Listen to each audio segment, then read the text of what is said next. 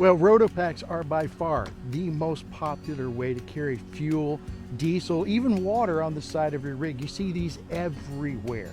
Rotopax are extremely popular, but everybody we know that's bought one ends up being surprised by 5 things. In this video, we want to share with you the 5 things you need to know before you buy a Rotopax. Now, before we get started, guys, please subscribe to our channel. Do us a favor. It's free for you, but it means a great deal for us. And stick around to the end of the video because we're going to show you something that can be extremely helpful with Rotopax, and it also takes care of Rotopax's #1 weakness. We'll talk about that in just a moment. All right, the first thing you need to know about your Rotopax is that you have to burp these. Any type of change in temperature or elevation can cause them to expand or contract as that fuel deals with the changes. And it's easy to do. All you need to do is give it a little crank up here, loosen this up a little bit, and let some of that air out or in, whichever is needed. Now, if you don't do this, at least theoretically over time, you could weaken the seal. There's a little seal that runs around where they put the 2 pieces together, fuse those together. Over time, that expansion and contraction without burping could cause that to weaken and even rupture. Now, I would say your chance of rupture is probably small, but it is something to take into consideration. When we've gone up in elevation, we've seen this really bulge out, and that brings us to number 2. If you don't burp these, they can really bubble out or really pull in. You can see even now how there's indentations in here where it has moved in or out as we've gone up and down in elevation. Now, we've taken this rig all over the country. We live here in Florida at sea level, but just a couple weeks ago, we had this at 13,000 feet, and let me tell you, we really had to burp this guy. But now that we're back down at elevation where it was bulging out, now it's bulging in. Down here in the Florida sun, it gets hot, starts to suck in, and I'm out here having to burp this and try to get that leveled out. Now, I'm not going to have to burp this all the time. I need to burp it when I move from cool temperatures to hot temperatures, or if I move from sea level to 13,000 feet. It's those changes. If you're staying someplace and you're consistently at 13,000 feet, you don't have to burp it. But when you come down to sea level, you're going to need to do that. Now, take a look. I'd mentioned that these have bowed in like this. This is semi-permanent. So I'd mentioned before that we've actually had them bowed out, and that's because the heat gets on it during the day. It gets a little bit softer, then the pressure pushes it out, and then it changes the way that this is. So like right now, I look at this and I see it's bowed in like this. I'm not really concerned about it because I think when we head back up, back into the Midwest next week, we're probably going to see all that go away. And that brings us to point number 3, and this is a simple one, guys. You have got to rotate the contents of this. If you leave it in there long term, that fuel's going to break down. If you've kept your water in there, whatever it is, diesel, water, gas, they've got different containers, different colors for whatever you want to put in there. But you can't just leave that stuff in there forever. If I leave fuel in there for 5 years, I go to use it, the chances of it being what I want it to be in my fuel tank is probably not ideal. So here's what we do. We'll take this out on a trip. So before we left on our most recent trip, we were gone for 3 months, I filled this up.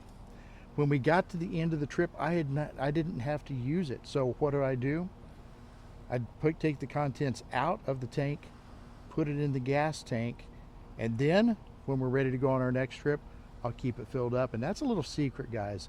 When we're at home and we're not out on the trails and we're not taking one of our overlanding expeditions, I empty that tank out. I put it right into the truck, burn it up, and then I'll top it off next time we're ready to go out. Number 4, the locking mechanisms on these fail. That's just the most straightforward way to say it, is they fail. Now, right here you can see that this is locked in place. I'll have to put a key in here, twist it and unlock it. This will rotate and then these can come off. Rotopax openly admits they've not yet found a good way to keep these things from failing. What happens is the moisture gets in this locking mechanism, it gets down in there, and then the key will no longer rotate it. And eventually, while trying to get that to do, you end up breaking the key, which I've done, and Rotopax says, we're sorry about that. They've replaced them once, but now they're froze up again, and they're not going to replace them anymore. So there are a few things that you can do. Number one, I do my best to keep these things loaded up with silicone or some other type of lubricant. There's a lot of different things that you can use. People are using WD-40. They just spray them right down inside of these locking mechanisms and try to keep them from freezing up. My best attempts at it have failed. They're still going to lock up. You can get these. This is a knockoff. This is the actual official Rotopax locking mechanism, but I bought a cheap one off of Amazon because I was not wanting to spend the money on another one, and I was also interested to see if this one would do any better. No. Now, I have both of these frozen up. I cannot get either one of them off with the keys, and they're only about 6 months old. It is what it is. Now, my buddy Johnny, he doesn't like the locking ones. He just gets the ones that don't lock. There's the same design, it just doesn't have a lock built into it, and that's an option as well. My problem with that is that at any time, somebody could just come up, twist it, pull the tank off, and be gone with it. And this was not a cheap purchase, guys. So I'm not too interested in my investment just walking off because I stopped on the side of the road to get a sandwich. So I'm sticking with the locking mechanisms, and I would recommend you too. But just know that you're going to need to do something preventive maintenance wise, or you're just going to have to be prepared that these get froze up just like mine are. So with that said, you got to ask yourself, is Rotopax the way to go? If I didn't have this and I needed another way to carry additional fuel with me, would I go buy another Rotopax today? Well, that brings us to point number 5. The 5th thing that you need to know before you buy a Rotopax is that Rotopax is a really good way to carry your fuel. And yes, I would go and get another one today. Now, if I'm going to do that, I'm going to need a solution because, as I mentioned, that Rotopax is not coming off of there easily. So I've got 2 options if I get stuck on the trail and I need to get gas out of that Rotopax and into my truck. Number 1, I could, since I'm unable to get the locks to come undone, I could go around the backside, unloosen the bolts on the truck mount, take the entire truck and the locking mechanisms off with it, and then put the fuel in the tank. But let me show you what I do, and this is the bonus tip that we talked about at the beginning that can help you deal with the locking mechanisms, completely neutralize it. I'll show you how I get fuel out of it without ever taking that tank off the truck. All right, guys, so here it is, our big secret. Look at that. It's just a little tube with a little squeezer in here.